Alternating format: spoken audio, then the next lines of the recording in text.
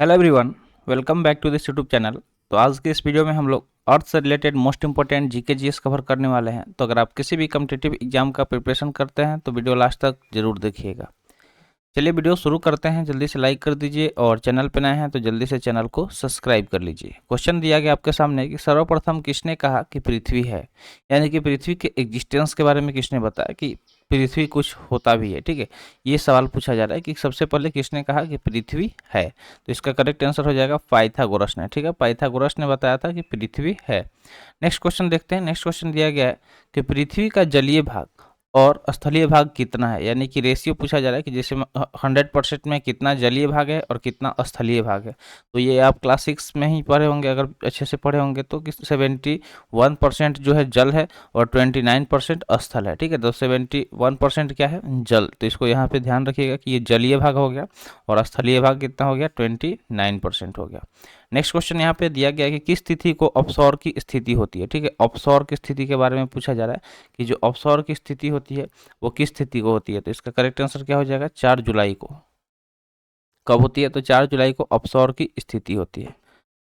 Next question है कि पृथ्वी का विषुवतीय व्यास कितना होता है। तो इसके विषुवतीय व्यास के बारे में पूछा जा रहा है किसके, कि पृथ्वी का जो विषुवतीय व्यास है वो कितना होता है। तो इसका करेक्ट आंसर हो जाएगा 12,756 किलोमीटर, तथा इसका ध्रुवीय व्यास अगर हम देखें तो 12,714 किलोमीटर। तो दोनों का आप देख सकते हैं कि एक 756 है, एक 714 है।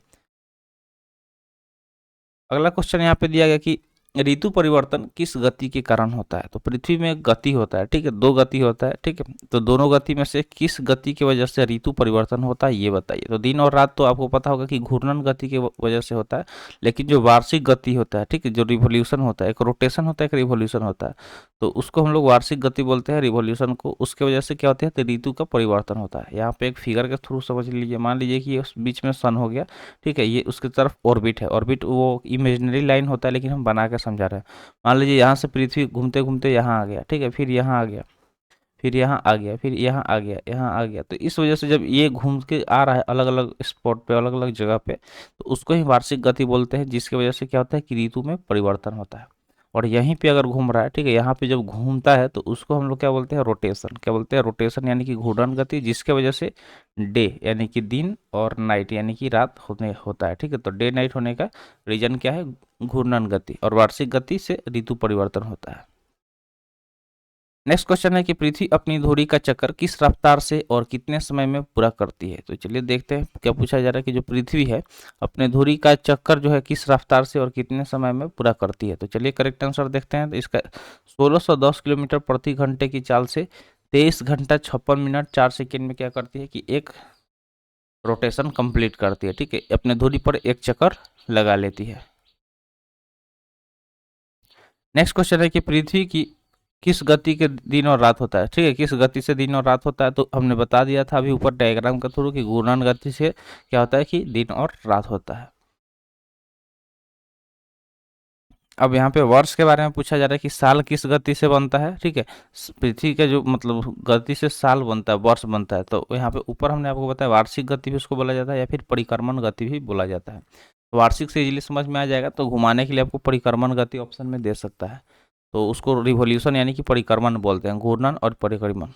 नेक्स्ट क्वेश्चन है सूर्य की परिक्रमा करने में पृथ्वी को कितना समय लगता है। ठीक है, यानी कि जैसे मान लीजिए कि जो यहाँ पे सन है, ठीक है, यहाँ पे ये सन हो गया, तो इसके चारों तरफ यहाँ से यहाँ जाके फिर यहाँ आने में कितना समय लगता है अर्थ को। ठीक है, अर्थ को यानी कि पृथ्वी को, ये सवाल पूछा गया। तो करेक्ट आंसर इसका देखें तो क्या हो जाएगा कि 365 दिन 5 घंटे 48 मिनट 46 सेकेंड, यानी कि सीधा सीधा समझ लीजिए 365 दिन 6 घंटे। अब ये जो 365 दिन तो हमको पता है कि एक साल होता है, लेकिन ये जो 6 घंटा होता है, यही 6 घंटा जो यहाँ पे आप देख पा रहे होंगे कि 6 घंटा एक्स्ट्रा हो रहा है, तो ये 6 घंटा अगर 4 बार जुड़ जाए, ठीक है, 6 घंटा 6 घंटा 6 घंटा 6 घंटा, यानी कि 4 बार जुड़ा एक हर साल का। ठीक है, तो 4 साल में ये क्या करेगा, कितना घंटा मिलकर बन जाएगा, 24 आवर, यानी कि 24 आवर बन जाएगा। और अगर 24 आवर बन गया, इसका मतलब कि एक दिन रात हो गया। कितना हो गया, एक दिन रात हो गया। तो यही क्या हो जाता है, 29 फरवरी हो जाता है। समझ में आ गया, यही 29 फरवरी हो जाता है, जिसको हम लोग एक और नाम से जानते हैं, लीप ईयर के नाम से जानते हैं। किस नाम से जानते हैं, तो लीप ईयर के नाम से जानते हैं। अब समझ में आ गया कि लीप ईयर कैसे होता है, क्योंकि जो पृथ्वी है और सूर्य का चक्कर लगाने में 365 दिन 6 घंटे का समय लेती है, और वही 6 घंटा 4 साल में मिलके एक 24 घंटा बना देता है, और 366 दिन हो जाता है लीप ईयर में।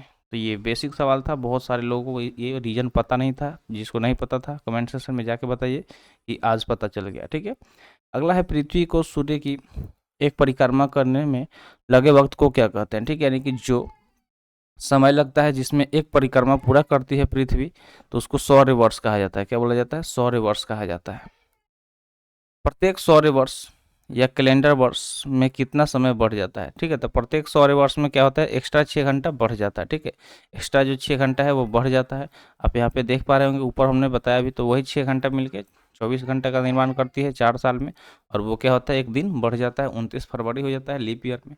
नेक्स्ट क्वेश्चन है, आकार और बनावट की दृष्टि से पृथ्वी किस ग्रह के समान है? यानी कि पृथ्वी के मतलब जो है, अगर उसकी आकार और बनावट देखा जाए तो उस हिसाब से देखा जाए तो पृथ्वी किस ग्रह जैसा दिखता है?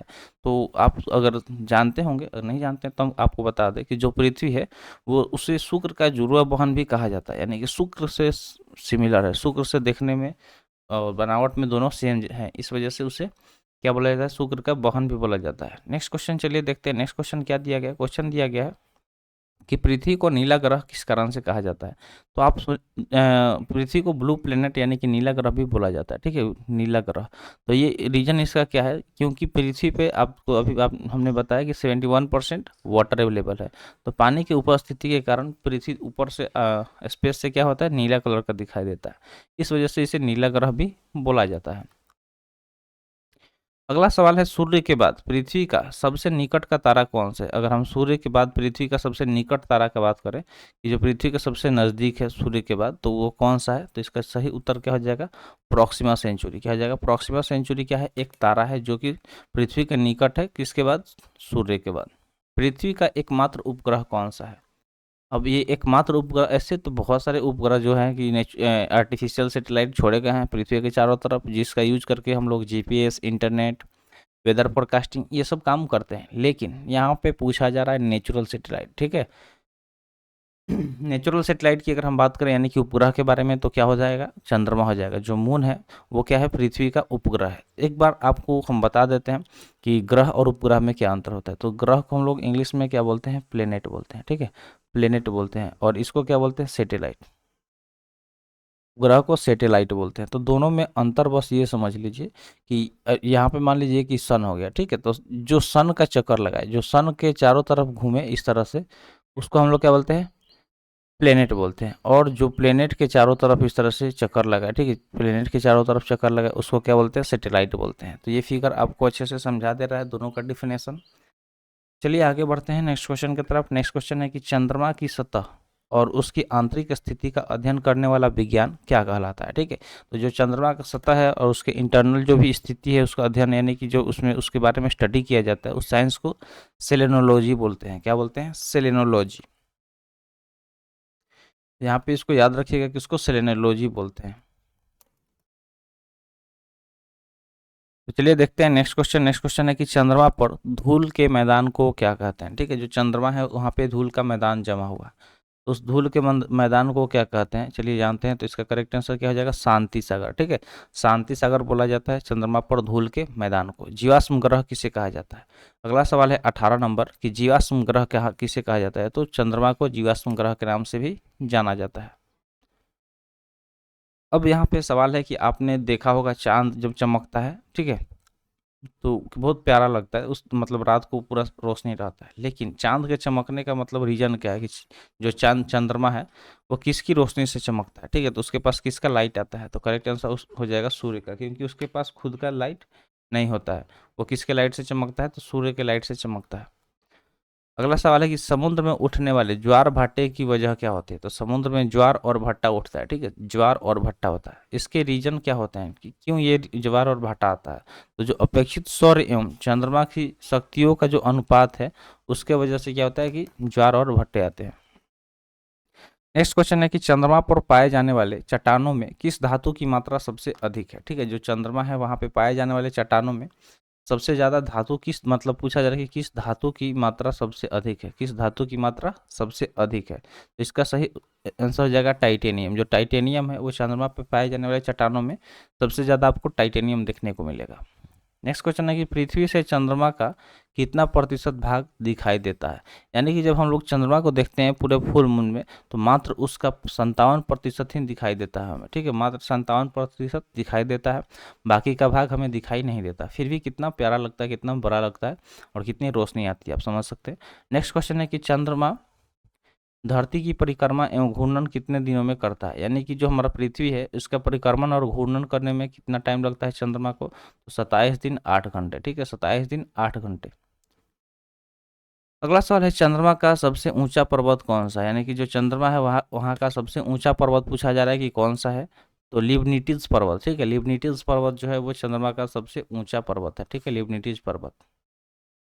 25 नंबर क्वेश्चन है कि चंद्रमा पर सबसे पहले पहुंचने वाले अंतरिक्ष यात्री कौन थे। तो चंद्रमा पे सबसे पहले अंतरिक्ष मतलब पहुंचने वाले अगर अंतरिक्ष यात्री की हम बात करें तो नील आर्मस्ट्रॉन्ग एवं सर एडमिन एडिलिन हो जाएंगे, ठीक है। अब एक और नया जीके जुड़ गया है कि जो चंद्रमा का दक्षिणी भाग है वहाँ पे पहुँचने वाला सबसे पहला देश कौन सा बन गया, तो भारत, ठीक है, याद रखिएगा। नेक्स्ट क्वेश्चन देखते हैं। नेक्स्ट क्वेश्चन क्या दिया गया है कि चंद्रमा पर कब अंतरिक्ष यात्रियों ने पहुंचने में सफलता पाई।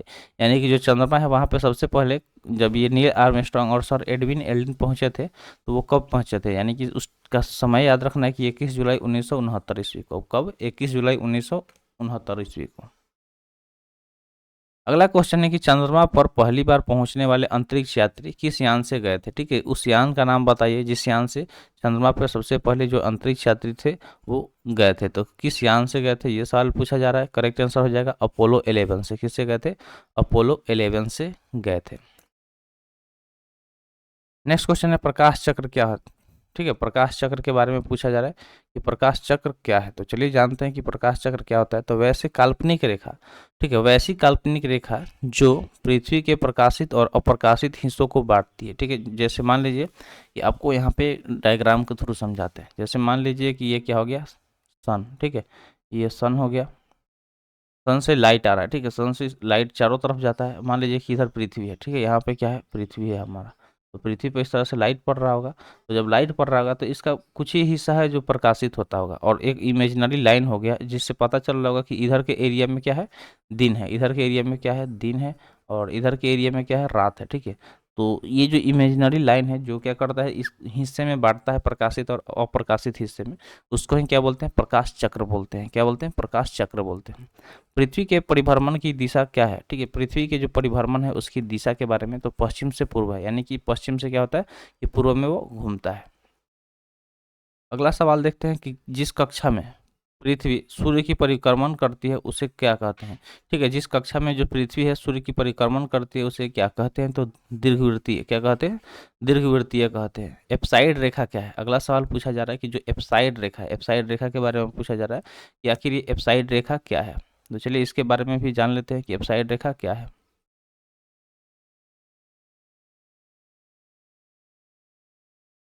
तो दिया गया कि उपसौरिक एवं अपसौरिक को मिलाने वाली काल्पनिक रेखा सूर्य के केंद्र से गुजरती है, इसे एप्साइड रेखा कहते हैं, ठीक है। तो क्या है यहाँ पे, उपसौरिक एवं अपसौरिक को मिलाने वाली काल्पनिक रेखा जो सूर्य के केंद्र से गुजरती है उसे एप्साइड रेखा कहते हैं, ठीक है। नेक्स्ट क्वेश्चन है अपसौरिक क्या है, उपसौरिक, ठीक है, उपसौरिक के बारे में यहाँ पे पूछा जा रहा है कि उपसौरिक क्या है। तो चलिए जानते हैं कि उपसौरिक क्या है। उपसौरिक, अपसौरिक, इन सब के बारे में हमें जानना है। तो उपसौरिक की बात करें तो 3 जनवरी को पृथ्वी और सूर्य और पृथ्वी के बीच की दूरी कम हो जाती है जिसे उपसौरिक बोलते हैं, ठीक है। जो पृथ्वी और सूर्य है उनके बीच में दूरी कम हो जाती है। यानी कि मान लीजिए कि जो ये ऑर्बिट है वो इलिप्टिकल है, इस तरह से, ठीक है, इलिप्टिकल है। तो मान लीजिए कि अगर पूरा सूर्य तो बीच में होगा नहीं, सूर्य यहाँ पे है मान लीजिए सन, तो जब ये पृथ्वी इसके करीब है तो उसको क्या बोलेंगे, उपसौरिक बोलेंगे, और जब दूर हो जाएगी तो उसको क्या बोलेंगे, अपसौरिक बोलेंगे। बस ये चीज़ समझ जाइए, एपीहेलियन पेरीहेलियन इंग्लिश में इसे बोला जाता है। तो अपसौरिक अब देख लेते हैं, सेम चीज़ है, अपसौरिक और उपसौरिक एक साथ ही हम डायग्राम में बता दी हैं। तो मान लीजिए ये डिस्टेंस का जो है ना, इधर से और इधर से जो डिस्टेंस है इसको ही हम लोग अपसौरिक उपसौरिक में समझ सकते हैं। अगला सवाल है कि अपसौरिक क्या है। तो अपसौरिक की बात करें तो जुलाई को पृथ्वी सूर्य से कुछ दूर चली जाती है, इससे अपसौरिक बोलते हैं। यानी कि जो पृथ्वी और सूर्य के बीच में दूरी ज़्यादा हो जाती है उसको अपसौरिक बोलते हैं। नेक्स्ट है अक्षांश क्या है। अक्षांश की अगर बात करें तो अक्षांश क्या है, तो यह ग्लोब पर पश्चिम से पूरब की ओर खींची गई काल्पनिक रेखा है जिसे अंश से प्रदर्शित किया जाता है। ठीक है, तो क्या ग्लोब पर खींचा गया एक पूरब से पश्चिम की ओर रेखा है, काल्पनिक रेखा, जिसे अक्षांश के नाम से बोला जाता है। नेक्स्ट है किस रेखा को शून्य अंश की स्थिति माना जाता है। ठीक है, तो जो विषुवत रेखा है, विषुवत रेखा की अगर हम बात करें तो विषुवत रेखा को क्या करते हैं, शून्य की स्थिति माना जाता है। अब नेक्स्ट है देशांतर। ठीक है, देशांतर की अगर हम बात करें तो देशांतर क्या है, तो यह ग्लोब पर उत्तर से दक्षिण की ओर खींची जाने वाली काल्पनिक रेखा है। तो ये क्या हो जाएगा, उत्तर से दक्षिण की ओर खींची गई काल्पनिक रेखा है, कौन, देशांतर। ठीक है, तो ग्लोब पर आप ग्लोब पे देखे होंगे कि एक रेखा खींचा गया है जो कि उत्तर से दक्षिण की ओर खींचा गया है और वो काल्पनिक रेखा है, उसको ही हम लोग देशांतर बोलते हैं। ठीक है, अक्षांश देशांतर समझ में आ गया होगा। नेक्स्ट देखते हैं कि किसी स्थान का समय ज्ञात किन रेखाओं के आधार पर किया जाता है। तो देशांतर रेखाओं के आधार पर क्या किया जाता है, किसी भी स्थान का समय ज्ञात किया जाता है। चलिए देख लेते हैं डायग्राम के थ्रू कि ये क्या हो गया, पृथ्वी हो गया, तो इस पे इस तरह से लाइन खींचा हो गया। ठीक है, इस तरह से लाइन खींचा गया होगा, उसको क्या बोला जाता है, अक्षांश। ठीक है, और इस तरह से जो लाइन खींचा गया होगा पृथ्वी पर इस तरह से भी लाइन खींचा गया होगा, उसको क्या बोलते हैं, देशांतर। उसको क्या बोलते हैं, देशांतर बोलते हैं। तो उम्मीद करते हैं समझ में आ गया होगा अक्षांश और देशांतर में अंतर। अगला देखते हैं सवाल, अगला सवाल क्या दिया गया कि दो देशांतर रेखाओं के बीच की दूरी को क्या कहते हैं। तो जो दो देशांतर रेखा है उसके बीच में जो दूरी होता है उसको गोड़े बोला जाता है। क्या बोलते हैं, गोड़े बोला जाता है। नेक्स्ट सवाल है सूर्य ग्रहण क्या है। क्या है, सूर्य ग्रहण क्या है। तो चलिए सूर्य ग्रहण को समझते हैं कि आखिर सूर्य ग्रहण क्या है। तो सूर्य ग्रहण की अगर हम बात करें तो जब कभी दिन के समय सूर्य तथा पृथ्वी के बीच चंद्रमा आ जाता है तो सूर्य की चमकती सतह चंद्रमा की वजह से दिखाई नहीं पड़ती है, उसे सूर्य ग्रहण बोलते हैं। ठीक है, सूर्य ग्रहण का मतलब समझ गए। क्या होता है कि मान लीजिए कि ये सन हो गया। ठीक है, ये सन हो गया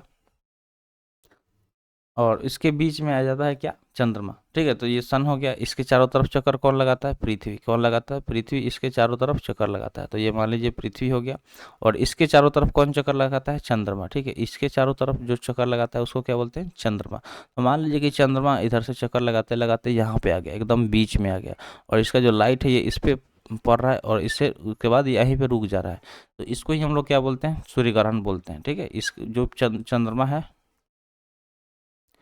वो बीच में आ गया सूर्य और पृथ्वी के बीच में, उसको ही क्या बोलते हैं, सूर्य ग्रहण बोलते हैं। नेक्स्ट क्वेश्चन है कि पूर्ण सूर्य ग्रहण किस दिन होता है। तो अमावस्या के दिन ही पूर्ण सूर्य ग्रहण होता है। ठीक है, अमावस्या के दिन पूर्ण सूर्य ग्रहण होता है। अब चंद्र ग्रहण को समझ लेते हैं कि चंद्र ग्रहण क्या होता है। तो चंद्र ग्रहण में भी क्या होता है, चंद्र ग्रहण में पृथ्वी आ जाता है सूर्य और चंद्रमा के बीच में। ठीक है, पृथ्वी आ जाता है, दिया गया है कि जब सूर्य और चंद्रमा के बीच पृथ्वी आ जाती है तो सूर्य की पूरी रोशनी पर चंद्रमा पर नहीं पड़ती है, उसे चंद्र ग्रहण कहते हैं। जैसे कि समझ लीजिए फिगर के थ्रू, जैसे मान लीजिए कि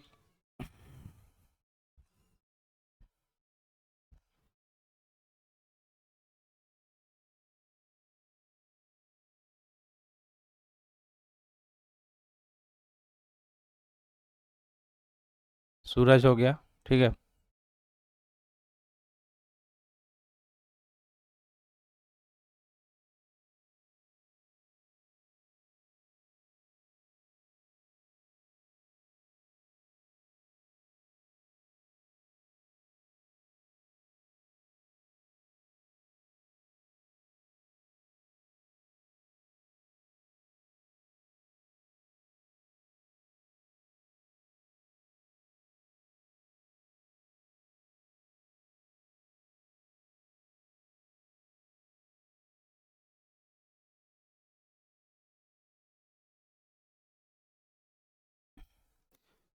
सूरज हो गया। ठीक है, और ये क्या हो गया, पृथ्वी हो गया और ये चंद्रमा हो गया, सन, अर्थ और मून। तो जो अर्थ है इसके बीच में आ गया, उसको ही हम लोग क्या बोलते हैं, चंद्र ग्रहण बोलते हैं। नेक्स्ट क्वेश्चन दिया गया कि पूर्ण चंद्र ग्रहण किस रात को होता है। ठीक है, पूर्ण चंद्र ग्रहण किस रात को होता है, तो पूर्णिमा के दिन होता है। पूर्ण चंद्र ग्रहण पूर्णिमा के दिन होता है। 21 मार्च से 23 सितंबर तक उत्तरी ध्रुव पर दिन की अवधि कितनी होती है। तो 21 मार्च से 23 सितंबर की अगर हम बात करें तो 6 महीने। ठीक है, इस पर क्या होता है, उत्तरी ध्रुव पर दिन की अवधि होती है और उसके बाद जो 6 महीना बचता है रात की अवधि हो जाती है। ठीक है, तो 6 महीने का दिन और 6 महीने का रात कहाँ पे होता है, उत्तरी ध्रुव पे। अगला सवाल है अंतर्राष्ट्रीय तिथि रेखा क्या है। अंतर्राष्ट्रीय तिथि रेखा की बात करें तो 180 डिग्री देशांतर को अंतर्राष्ट्रीय तिथि रेखा कहते हैं। ठीक है, 180 डिग्री जो देशांतर है उसको अंतर्राष्ट्रीय तिथि रेखा कहते हैं। नेक्स्ट है पृथ्वी अपने अक्ष पर कितना झुकी है। पृथ्वी अपने अक्ष पर कितना झुकी है तो 23.5 डिग्री। ठीक है, 23.5 डिग्री अपने अक्ष पर झुकी हुई है। उम्मीद करते हैं यहाँ पे जो भी सवाल बताए गए होंगे आपको समझ में आ गया होगा। तो आज के लिए इतना ही। आज का सेशन यहीं पर समाप्त हुआ। सेशन कैसा लगा कमेंट सेशन में जरूर बताइएगा। तो मिलते हैं फिर अगले वीडियो में। Thanks for watching. जय हिंद।